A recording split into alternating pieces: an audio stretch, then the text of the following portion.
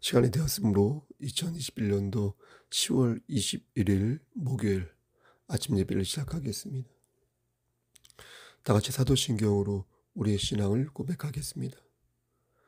전능하사 천지를 만드신 하나님 아버지를 내가 믿사오며 그 외아들 우리 주 예수 그리스도를 믿사오니 이는 성령으로 잉태하사 동정녀 마리에게 나시고 본디오 빌라도에게 고난을 받으사 십자가에 못 박혀 죽으시고 장사한 지 사흘 만에 죽은 자 가운데에서 다시 살아나시며 하늘에 오르사 전능하신 하나님 우편에 앉아 계시다가 저리로서 산 자와 죽은 자를 심판하러 오시니이다. 성령을 믿사오며 거룩한 공예와 성도가 서로 교통하는 것과 죄를 사해 주시는 것과 몸이 다시 사는 것과 영원히 사는 것을 믿사옵나이다. 아멘. 거룩하시고 자비로우신 하나님 아버지, 하나님의 크신 사랑을 진심으로 감사드립니다. 우리를 하나님의 자녀로 삼아주시고 천국 백성으로 하늘의 권속으로 세워주심을 진심으로 감사드립니다.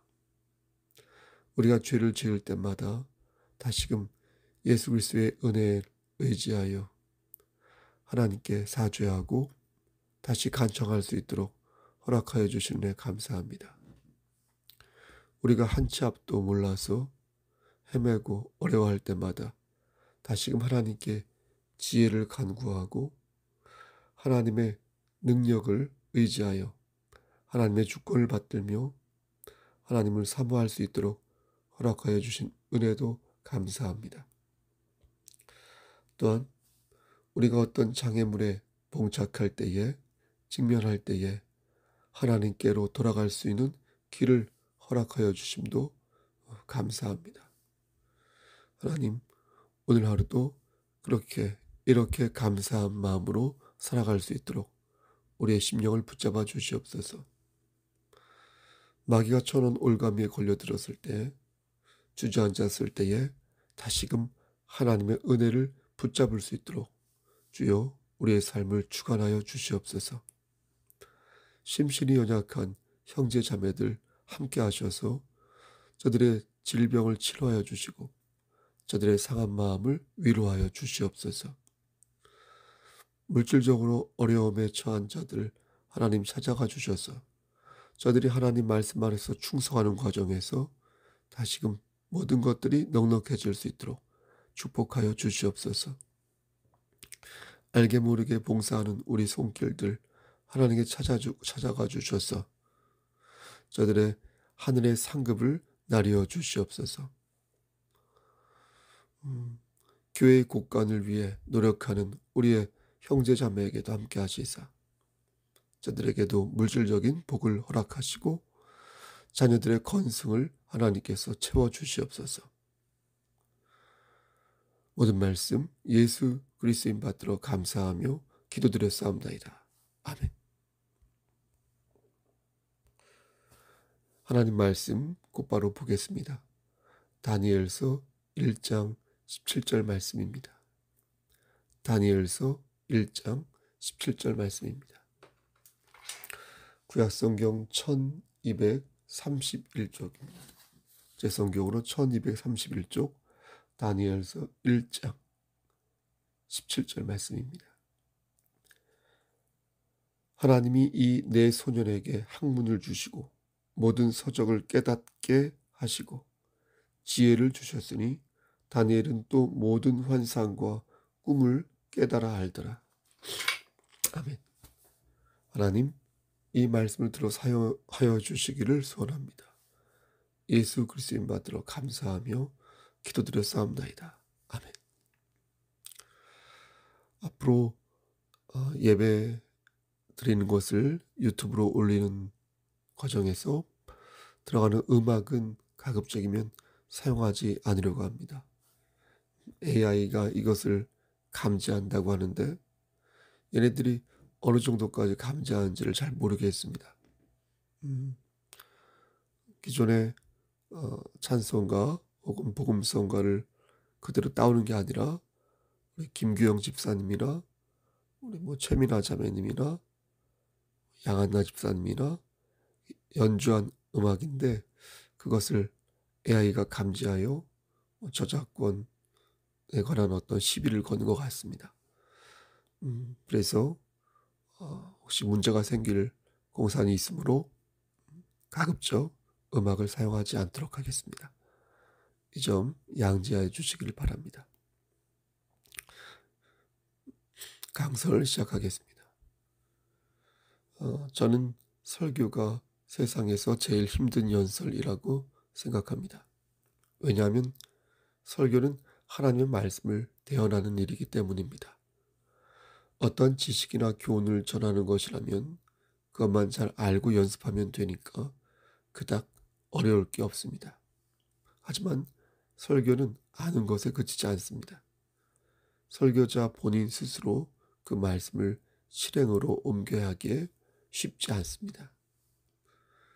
예전에 목사님들 앞에서 강의를 한 적이 있었는데 어떤 목사님이 저에게 설교 본문을 어떻게 정하느냐 질문을 한 적이 있습니다. 저는 절기를 고려하되 시류를 잘 판단하여 본문을 정한다 말했습니다. 하지만 그것은 솔직한 답변이 아니었습니다. 절기라고 해봤자 1년에 몇 개 되지 않고 또 사회적 현상을 고려한다고 해도 하나님의 말씀을 전하는 데 있어서 어떤 시류에 편승하는 것이 자칫 중심을 잃을 수 있기에 말씀을 적용하는 차원에서는 고려할 수 있어도 본문을 정하는 데 있어서는 사실 그렇게 큰 영향을 주지 않습니다. 저 개인적으로. 그럼 어떻게 정하는가? 저는 그냥 마음이 가는 대로 본문을 정합니다. 그리고 성령님께서 이 안에 들어가 사용하시기를, 이것을 들어 사용하시기를 바랍니다. 이걸 바꿔 말하면 마음이 움직이지 않을 때는 아무리 성경을 읽어도 설교 대본을 작성할 수 없다는 것입니다. 보통 일주일에 6회에서 7회 정도 설교 대본을 준비하는데 12포인트로 A4 6매에서 7매, 많게는 8매에서 9매 정도 됩니다. 원고지로 따지면 대략 50에서 60매 혹은 70매 정도가 되는데 간절함으로 설교를 준비하는 경우도 있지만 그렇지 않을 때도 솔직히 많이 있습니다. 어떤 때는 열정을 가지고 준비한 설교를 성도들이 냉담하게 받는 느낌을 받을 때가 있고 그러면 좀 힘이 빠지겠죠. 반대로 힘들게 말씀을 겨우겨우 전하였는데 아주 뜨겁게 말씀을 받는 그런 경우도 있어서 이게 뭐지? 라는 생각을 할 때도 있었습니다. 그때마다 느끼는 것은 설교자가 말씀에 대해 중심을 가지고 있어야 한다는 것이었습니다. 간절함이 있고 문제의식이 있는 것도 좋은데 하나님 말씀을 중심에 세워놓지 않으면 일희일비하다가 스스로 마귀의 제물이 될 수 있다는 것입니다. 말씀을 듣는 여러분들도 마찬가지입니다. 오늘 나에게 주시는 하나님의 말씀을 건성으로 듣지 말고 그 말씀을 사모하는 마음을 가져야 합니다. 아무리 바쁘고 신경 쓰는 일이 많아도 시간을 정해놓고 우리가 예배를 드리지 않습니까? 하나님 말씀을 묵상하고 있지 않습니까? 좀 더 이 시간만큼은 말씀을 사모하는 마음을 가져야 한다는 것입니다. 그래야 마귀의 유혹에서부터 벗어날 수 있으며 그래야 나에게 주시는 음성을 통해 예비된 복을 받을 수 있습니다. 그렇게 할 때 복음을 전하는 자라, 복음을 듣는 자라 모두 그 마음이 옥토의 마음이 되어서 힘찬 날갯짓을 할 수 있습니다. 제가 악담을 하는 게 아니라 하나님 말씀에 바로 서지 않으면 사업이 잘 될 수가 없습니다. 가정이 화평할 수가 없습니다. 하나님의 말씀을 자신의 삶 중심에 세우지 않으면 그는 부유하는 생물처럼 우울함과 무기력함에 빠질 수밖에 없으며 결국 중심이 없는 삶을 살고 말아 패착에 빠지고 마는 그런 파국에 이르게 되는 것입니다. 그래서 저는 문제의 심각성을 깨달아 다시금 하나님의 말씀에 칼을 가는 것입니다. 복음의 씨앗을 뿌리는 것에 대해 성실함을 가지고 예사로 전하지 않기 위해 나름 저 개인적으로 노력하는 것입니다. 여러분들도 순전함과 진중함으로 말씀을 받아야 할 것입니다. 아멘이라는 좋은 말이 있으니 그렇게 아멘하며 말씀을 받아야 할 것입니다. 메모를 하셔도 좋고 녹음한 것을 또 들어 보셔도 좋고, 그 정도 말씀 수준이 아닌 것 같으면 택하여 읽은 성경 본문을 여러 번 묵상하며 천국 백성으로서 낙오자가 되지 않기 위해 전신무장을 해야 할 것입니다. 이렇게 하나님의 말씀으로 무장이 되고 하나님을 내 삶의 주인으로 섬길 때 우리는 비로소 진정한 삶의 위로와 용기를, 행복을 얻을 수 있게 될 것입니다. 사랑하는 성도 여러분, 힘들 때 하나님을 찾으시기를 바랍니다. 우상을 찾지 마시고 여호와 하나님을 의지하시기를 바랍니다. 하나님의 백성이 하나님을 찾지 않으면 어떻게 되는 것이겠습니까? 하나님께서는 제대로 된 신앙 생활의 지침을 분명히 말씀하셨습니다. 그러므로 그리스도인들은 우상을 섬기면 안 됩니다. 오직 하나님만을 섬기고 말씀으로 하나님의 음성만을 들어야 합니다. 오늘 말씀도 그러한 메시지가 들어있습니다. 다니엘과 세 친구는 바벨론이라는 나라의 압제 아래에 있었습니다. 조선이 일제히 압제 아래에 있었던 것처럼 유다라는 나라도 바벨론한테 침공당하여서 그들의 지배를 받고 있었습니다. 우리는 일제히에 36년 동안 많은 고통을 받았는데 이스라엘 백성들도 똑같은 상황에 놓여 있었습니다. 시편 137편 1절 말씀을 보면 우리가 바벨론의 여러 강변 거기에 앉아서 시온을 기억하며 울었도다 라고 말씀합니다. 유다 백성들이 조선 백성처럼 쪼그리고 앉아서 울었다는 겁니다. 유다 백성들은 시온을 기억하며 울었는데 시온이란 예루살렘을 뜻하지 않습니까? 그러니까 옛날에 그 장대했던 솔로몬의 시절을 떠올리면서 우리가 어쩌다 이렇게 됐나 하며 자신들의 처지를 한탄하였던 것입니다. 그들은 눈물을 흘리면서 하나님을 향하여 시를 쓰는데 그 말씀이 바로 시편 137편이 되겠습니다. 그리고 이 시대를 살던 사람들이 바로 누굽니까? 다니엘과 사드락과 메삭과 아벳느고였던 것입니다. 다니엘, 사드락, 메삭, 아벳느고. 오늘 본문 4절 말씀을 보면 이들은 이스라엘 백성 중에서 얼굴이 잘생기고 머리도 좋고 공부도 열심히 하는 그런 사람들로 뽑힌 자들이었다고 합니다. 무슨 이유로 뽑혔냐면 바벨론의 왕 느부갓네살을 섬기게 하려고 뽑힌 것이었습니다. 이전까지는 하나님을 섬기던 자들이었는데 이제 느부갓네살 왕을 섬기기 위해 많은 사람 중에서 착출된 것입니다. 하지만 그들은 올바른 신앙생활을 하고 있었습니다. 목에 칼이 들어와도 하나님만을 섬길 것이라고 맹세했습니다. 표면적으로는 느부갓네살 왕을 섬기기 위해 이렇게 착출되었지만 마음속 깊은 곳에서는 왕이 아닌 오직 하나님만을 섬기겠다, 이렇게 작정을 하였던 것입니다. 예전에 좀 됐는데요, 미래창조과학부 장관으로 임명된 유영민 씨가 하는 말을 청문회에서 들은 적이 있습니다.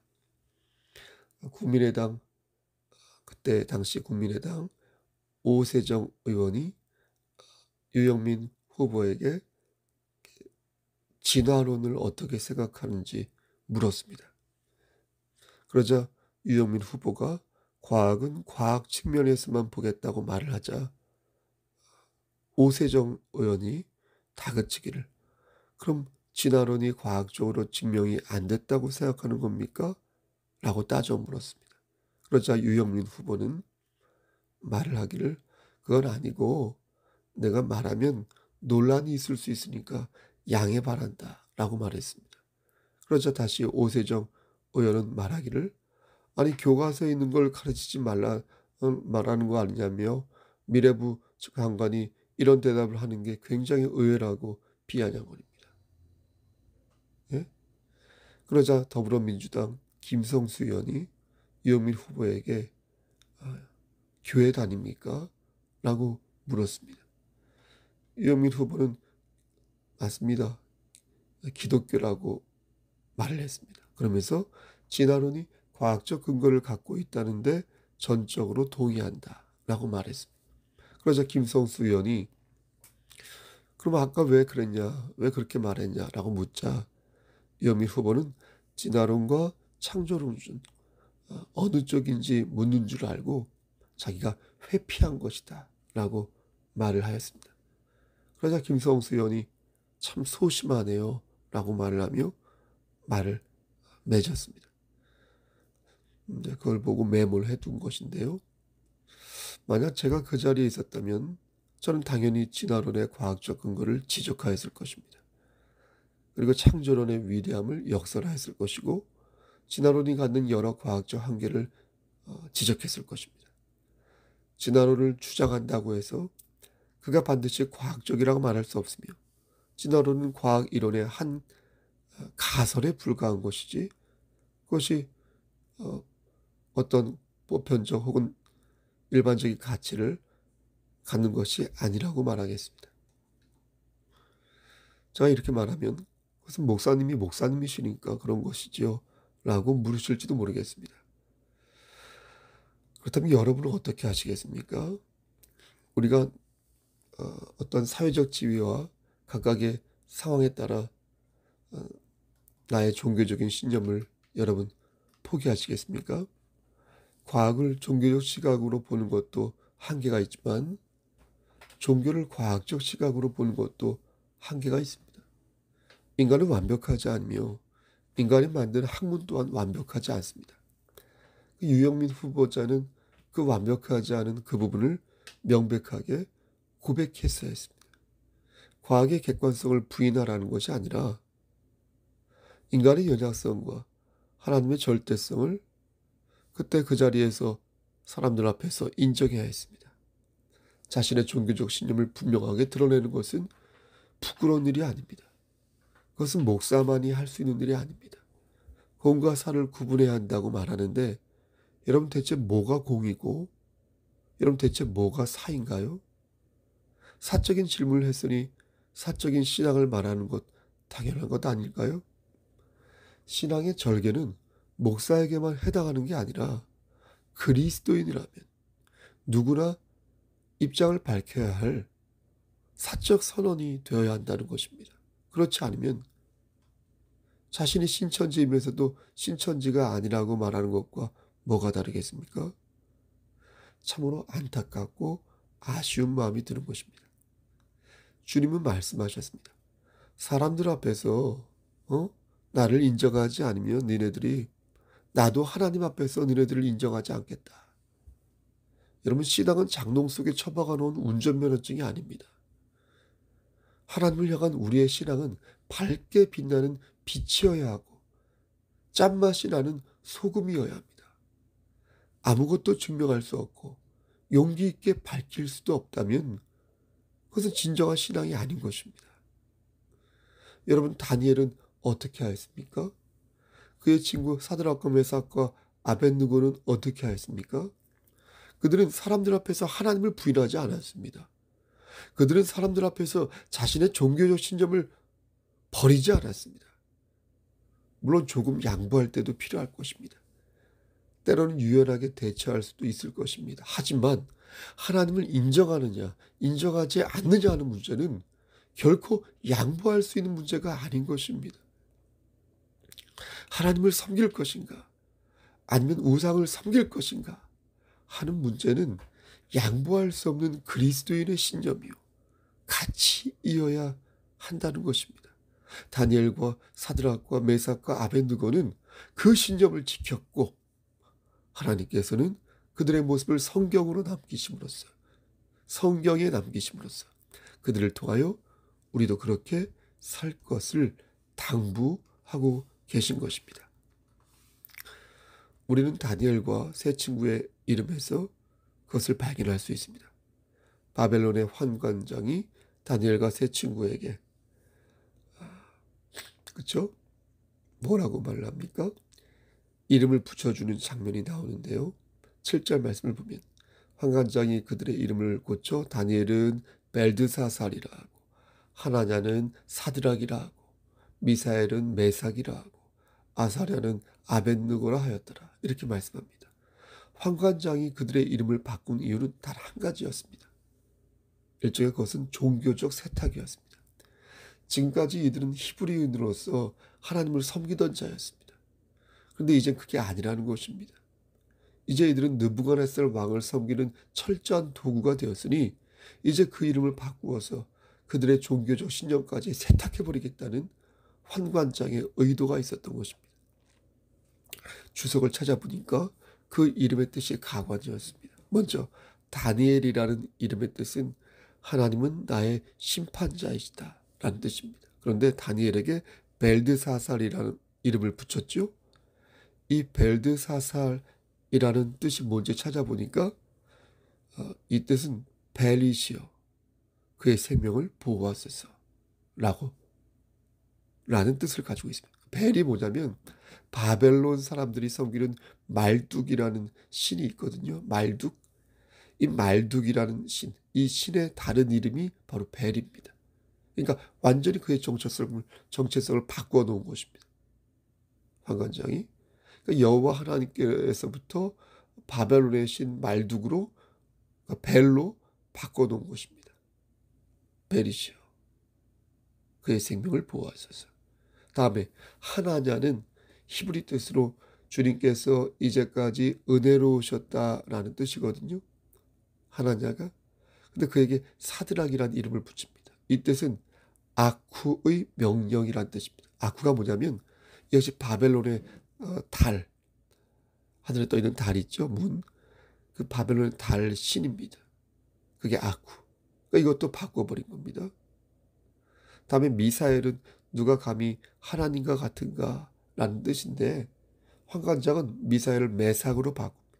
이 뜻은 누가 감히 아쿠 같은가 라는 뜻입니다. 앞에서 말씀드렸지만 아쿠는 바벨론의 달신입니다. 그러니까 이 역시도 완전히 그 정체성을 바꾸어 버린 것입니다. 마지막으로 아사랴 있죠. 아사랴는 주님은 나를 돕는 자라는 뜻인데 환관장은 아벳느고라는 이름으로 바꿉니다. 이 뜻은 바벨론 사람이 섬기는 지혜와 농사의 신 그 느보라고 있는데 그런 느보의 종이다 이런 뜻을 가지고 있습니다. 그런데 다니엘서를 가만히 보면 다니엘 기자는 다니엘 이름을 벨드사살이라고 부르지 않습니다. 이상하지 않습니까? 그러니까 성경 기자는 끝까지 다니엘을 다니엘이라고 부른다는 거예요. 이것은 무슨 뜻이냐면 하나님이 이들을 심판하실 것이라는 다니엘의 원뜻을 성경 기자가 계속해서 강조하고 있다는 것입니다. 다시 말해서 너희가 지금은 저들에게 고난을 받고 핍박을 받고 있지만 이제 내가 저들을 심판할 것이다. 그러니 너희는 용기를 잃지 말고 끝까지 나에 대한 신앙을 지켜라. 라는 것을 지금 다니엘의 행동과 다니엘의 이름에서부터 강조하고 있는 것입니다. 오늘 말씀에서 이러한 단서를 한 가지 더 발견할 수 있습니다. 그게 바로 2절 말씀에 있는데 주께서 유다 왕 여호야김과 하나님의 전 그릇 얼마를 그의 손에 넘기심에 그가 그것을 가지고 신할 땅 자기 신들의 신전에 가져다가 그 신들의 보물 창고에 두었더라. 여기에서 우리가 주목할 것은 바로 신할 땅이 되겠습니다. 성경학자는 말하기를 성경 기자가 바벨론의 땅이라 말하지 않고 굳이 신할 땅이라고 표현한 데는 다 이유가 있다고 말을 합니다. 창세기 11장 2절 말씀을 보면 신할 땅이 나오는데요. 이것이 어디냐면 사람들이 모여서 바벨탑 있죠? 여러분 바벨탑 아시잖아요. 그 바벨탑을 쌓던 곳이 신할이었습니다. 사람들이 이 신할 땅에 모여서 이 커다란 이 바벨탑을 쌓는데 그 탑이 바로 반복하지만 바벨탑이었던 것입니다. 이스라엘 백성들은 그것을 잘 알고 있었습니다. 우리야 뭐 그냥 그런가 보다 넘어갈 수 있는 지명이지만 유다 사람들 중에는 이 신할 땅이 어떤 땅인지 모르는 사람들이 없었습니다. 그런데 다니엘서 기자는 이 신할 땅을 콕 집어서 이곳을 강조하고 있는 것입니다. 그러니까 이 말씀의 뜻은 하나님께서 바벨론을 심판하실 것임을 보여주는 대목이다. 내가 오래전 신할 땅에서 바벨탑을 무너뜨렸던 것처럼 이제 내가 다니엘을 들어서 바벨론을 무너뜨릴 것이다. 이것을 하나님께서 명백하게 드러내신 것입니다. 이렇게 하나님께서는 당신께서 어떻게 저들을 위기에서 구하시고 어떻게 저들에게 희망을 주실 것인지 말씀을 들어 가르쳐주고 계신 것입니다. 말씀 마치겠습니다.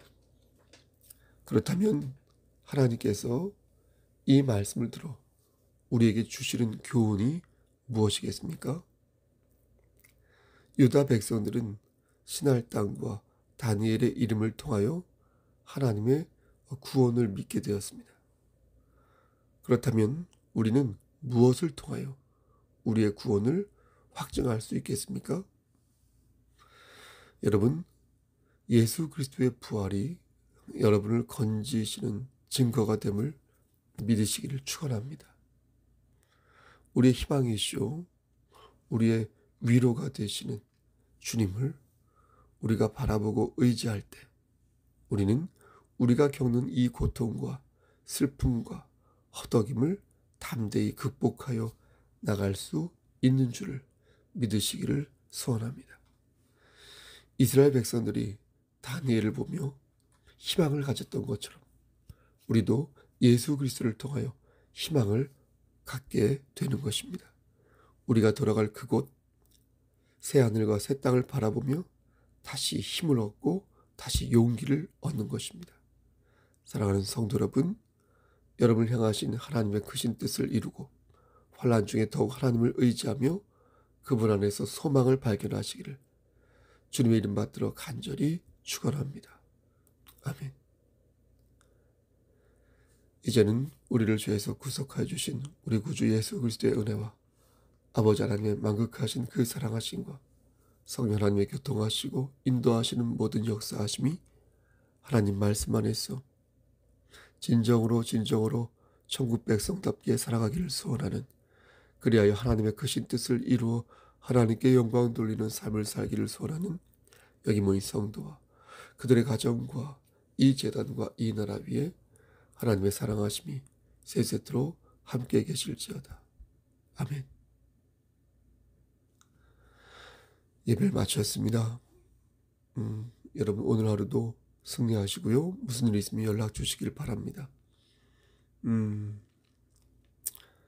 교회 앨범을 만들려고 합니다. 소소하게요. 여러분 이렇게 준비하셔서 자연스러운 사진을 보내주시면 감사하겠습니다. 여러분 오늘 하루도 힘찬 하루 되십시오.